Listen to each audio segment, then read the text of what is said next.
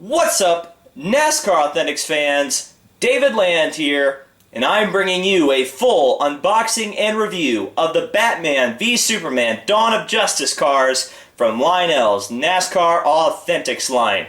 These two cars are a Walmart exclusive. You can only get these at Walmart. I found them in a Sidekick shipper next to the Hot Wheels cars. Naturally, they're going to be in the boys section of the toys in Walmart, so that's where you're going to be looking for them. $4.97, the same price as the regular NASCAR Authentics, but obviously there's going to be a little bit more interest in these because, of course, they're attracting the Batman and the Superman fans and the casual moviegoer who may absolutely love or hate the Batman v Superman Dawn of Justice movie.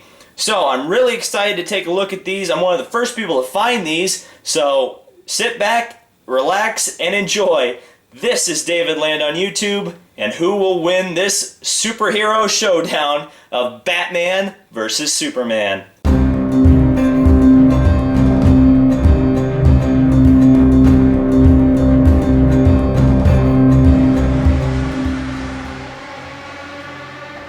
So the first car we're going to be taking a look at is Dale Earnhardt Jr.'s Nationwide Batman Chevrolet. Now there are a few things we're going to go over here on the package. There's a quick look at the diecast. You've got the DC Comics logo, of course, a little bit different than your standard NASCAR Authentics, and we'll get to this. The trading card, I think this is a trading card. It might be a magnet. We will find out.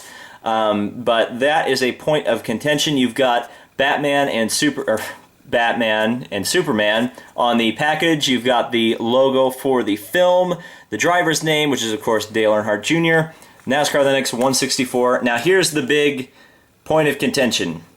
It says collect them all for Batman v Superman Dawn of Justice. There are 6 little, I guess Lionel refers to them as trinkets to collect. You can see there are 4 Batman themed ones, including one with the Batmobile and his Superman fighting suit of armor, and there are 2 of Superman. However, in the set there are only 2 diecast.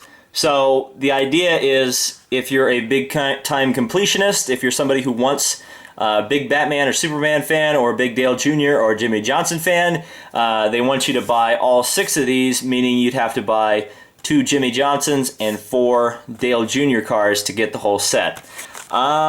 Is anyone doing that? Let me know in the comments, and what are your personal thoughts about that marketing strategy? I'm definitely not going to be doing that. I just went out and picked out the most action-looking photos they chose of Batman and Superman respectively, and that's what I chose to buy. So there you go. But yeah, I would be interested if anybody's doing that in the comments, actually going to try to complete the set. It probably is more beneficial to the mint and box people than it is to the people who open them. Speaking of opening, let's take this car out of its box and see what all the hubbub is about, bub. And yes, it is a trading card. So that question is answered. So if you want a full set of the cards, you're going to have to pony up. So let's take a closer look at the Batman Challenger. So here is Dale Jr.'s Batman-sponsored Nationwide 88 out of its box. I failed to mention earlier on, these are the first 2016 cars we've gotten from the NASCAR Authentics, though I've heard that Wave 4 is on the way. In fact, it may be at my Target store right now. I gotta go check as soon as I get this video done. But a fantastic looking paint scheme here. Really a beautiful piece of diecast, I have to admit. This paint scheme is actually really detailed as we're going around it. You guys obviously can take a look and see for yourself, but we'll mention some of the bigger things when we go in for a closer look at it. But man, they did not disappoint, and if you're a Dale Jr. fan, or if you're a Batman fan, or if you're a little bit of both, this is definitely going to be one you're going to be wanting to pick up. I would also be interested in the comment section, if you are like just a Batman fan, let me know if you are picking up NASCAR diecast based on the fact that your favorite superhero is represented on a piece of diecast. Again, these cars have been released already through the Lionel Gold series. That is like the local diecast dealer collector series, though I use the word collector series, or the phrase collector series, very lightly, because honestly the only difference is a black interior versus a white interior, and if you think that makes it defined as whether or not it's a collector series, that's kind of silly, but whatever. Let's take a look at the card you get. Obviously, you get 6 of these, or you can get 6 of these, 2 for Superman, 4 for Batman. This is the Batman I chose. As you can see, this is the second of 4 for Batman. You've got the 88 on there. And this is what it says on the back. Not too much to write home about, just a logo of the movie and a bunch of licensing. So nothing too exciting on the card. Obviously, the diecast is what everybody's after, and this one doesn't disappoint. I really like the use of the logo. I think the color scheme is really good. The actual livery is pretty interesting. You can see the black on the car, and this is the same for the Jimmie Johnson when I review that. The black is supposed to represent a cape, which is actually pretty interesting because I'm gonna come around to the back and show you something really cool about this. This is definitely a Gotham-themed thing, or maybe like a street alley, because that's where Batman does most of his crime fighting. Definitely giving me that alley vibe, along with you know, obviously the vibe of the actual costume, which is for this movie gray and black. But as we go around to the back, in fact, you got a little bit of cape frill there. Actually, really good decaling on this. Usually these American Ethanol logos are a little bit askew. That one's dead on. Fantastic. And you can see the black cape actually works into Dale Jr.'s regular paint scheme with the black bumper. And I think I asked in an earlier video why that black bumper was there. The correct answer was because this was how the Corvettes were in the Rolex 24 and the American Le Mans Series and Grand Am when Dale Jr. raced a couple races with Dale Sr. In that series. So that's why the black is there on the back, and that's why Dale Jr. runs the black. So it works really well getting that little cape effect, and obviously Batman has a black cape, and Dale Jr. likes a black bumper. So there you go. Little bit of trivia for you, and pretty much the same on this side. Pretty darn interesting. Ooh, I like the little flashes of blue there. I didn't even notice those. Those look really nice. I'm not sure exactly what they're supposed to represent. There's not a whole lot of blue on Batman. Maybe it's supposed to be like a Batmobile kind of thing, because they're right underneath the headlights, the headlight stickers, I should say, giving the effect of headlights that are on. I don't know. You get a black splitter for those of you that matters to. And then you've got Batman, trademark, DC Comics. And then just the regular Lionel stuff. So obviously this is going to be a big time seller because Batman is probably the most popular superhero right now, and naturally Dale Jr. is the most popular NASCAR driver, so this is going to sell pretty well. Are you looking to pick this up? Have you already got it? Let me know in the comments, and now let's go on to Superman.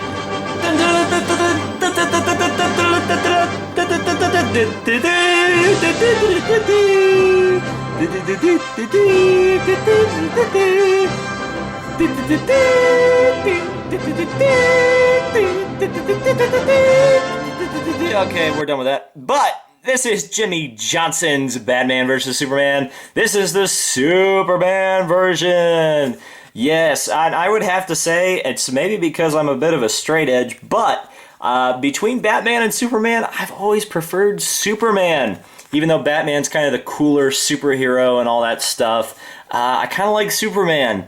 And he's getting the short end of the stick because there's only 2 versions of him that you can pick from. Probably because he doesn't have the amount of gadgets that Batman does. Whatever.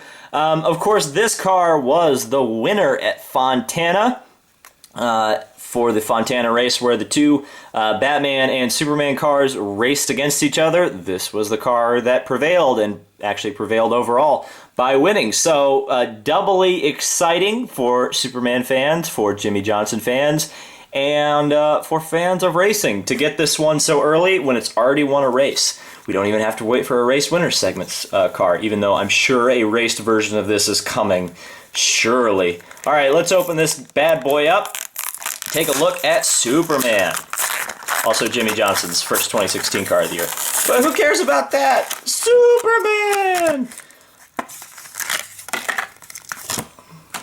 And here it is. Let's go in for a closer look. So naturally, this is a pretty good looking car. You guys all pretty much know what this looks like, especially if you watched the Fontana race. But if you're unaware, because there may be some Batman and Superman fans watching, yes, this car won the race it participated in at Auto Club Speedway in California. It was the winner at the hands of Jimmie Johnson. So doubly important, not only for the superhero tie-in, but for the fact that this car is a winner in competition. I'm not sure how I feel about this. It's not a slam on Lionel or the people who created the livery. It's a slam on the filmmakers. I don't really like Superman's new muted color scheme. I haven't really liked it since Man of Steel, the movie, the first movie with this new Superman in it. I don't know. I wish Superman was a bit brighter. He is kind of the Boy Scout in space, so I don't know. I kind of like the bright red and blue, and frankly, those colors look better on a race car. But you know, who is counting? Let's take a quick look at the card. Obviously, there's not too much to write home about. It's one of 2 Superman cards you can get. So if you're trying to complete a set, especially of Superman, this one will be easier to do, read cheaper to do as well. And the back is exactly the same as it is on the Batman card. Let's take a quick close look at the diecast and take a look at some of the details. I definitely kind of feel that this car is probably the weaker of the 2 paint schemes. Just pretty much based on the color scheme, though it's pretty cool to see like this detailing, which is definitely reminiscent of his suit that he wears. They've got to have the webbing on there. That's what all superhero movies seem to do now, all the webbing and like the intricate costumes and all that fun stuff. I'm not sure what this like Lowe's, what the color of the Lowe's is supposed to represent on his costume. I don't think it's supposed to be like the color of the interior of the S. Maybe it is, but I don't know, it seems very brown, and even for the muted color scheme, I think Superman's still got a bit of yellow in the scheme. So you've got the cape, same basic livery, by the way, as the Dale Jr., as you can see, look. The cape kind of crosses behind the number, which is pretty cool. I definitely like how these turned out, and the detail is very much appreciated, easy for me to say, on this car. Interesting to see I don't know if this is pink, but it's definitely maroon, a maroon bumper. That's something you don't usually see, especially on a race car, but yeah. Then you've got a bit of cape frill, and there's also that on that side. So yeah, that's pretty cool. I mean, it's like the cape is flowing behind the car. Got a bit of a chippy there. Oh, that's no good. Right on the E of the Lowe's. That's pretty big. Pretty big chip. Interestingly, though, it's not like chipped all the way down. It's just chipped the decal, which is weird to see. Not a lot of contingency sponsors on these cars. Look at how few there are. That's pretty interesting to see. Something worth pointing out. Why is that? Why are the contingency sponsors starting to go away? Let me know in the comments. Is that something to do with the charter system? But then you've got the nice yellow splitter for those of you who care about that. And then let's take a look at the front. There's also some cool, like, oh, now that's cool. I like this little detail here where you've got the red flash kind of representing like Superman's heat vision. I would imagine that's what that's supposed to represent. Looks really cool behind the 48. That's neat. I like that a lot. This is not the first Superman car we've gotten in the NASCAR Authentics. Last year, when Spin Master was running this this little segment, we got a Superman car for Dale Jr., which is interesting because now he's representing Batman, but that's the car we got. I believe that was in Wave 2 of 2015, which is interesting because we're already up to Wave 4, and Wave 2 came out at the end of May last year, so Lionel is killing it right now, getting diecast to the market for us to buy.